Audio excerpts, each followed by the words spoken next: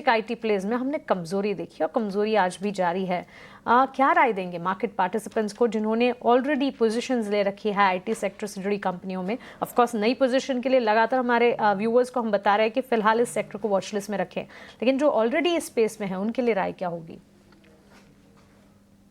Nifty IT का एक हमारा एक्चुअली निफ्टी आईटी टेक्निकली काफी अच्छा रीडेबल पैटर्न इंडिकेट करते हैं।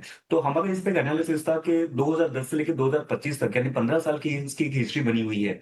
तो 15 साल की हिस्ट्री में जब भी आईटी इंडेक्स मूव ऊपर में किया हुआ है, तभी 20 से 22 महीने का उसका एक ड्यूरेशन रहता है कि 20-22 महीने तक इसकी तेजी रहती है। 20-22 महीनों के बाद में जब भी वो करेक्शंस आता है, वो करेक्शंस कहाँ ना कहाँ पे 30-35% के जितना आता है। और ये जो साइकिल है वो पिछले 15 सालों में I think already 6 bar repeat हो चुकी है। तो ऑलरेडी 35% का करेक्शन आ गया है।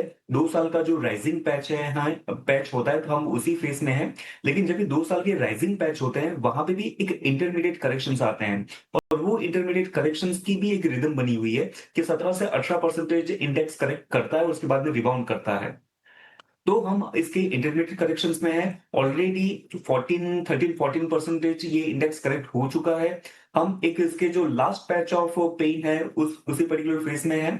तो 35,350 के लेवल पे चल रहा है। तो इस इंडेक्स का बेसिकली पोटेंशियल सपोर्ट लेवल कहाँ ना कहाँ पे 34,000 33,000 के रेंज के बीच में बनता है। तो इंटरमीडिएट थोड़ा सा पेन रहेगा, लेकिन जो पोजिशनल ट्रेडर्स हैं वो इसमें बनना चाहते हैं तो अभी तो रुकना चाहिए, क्योंकि अच्छा खासा पार्ट पेन का हो चुका है और इंक्रीमेंटल पेन हो सकता है। लेकिन 34,000 से 33,000 के रेंज के बीच में आईटी स्टॉक्स को फिर से खरीदने की हिदायत रहती है।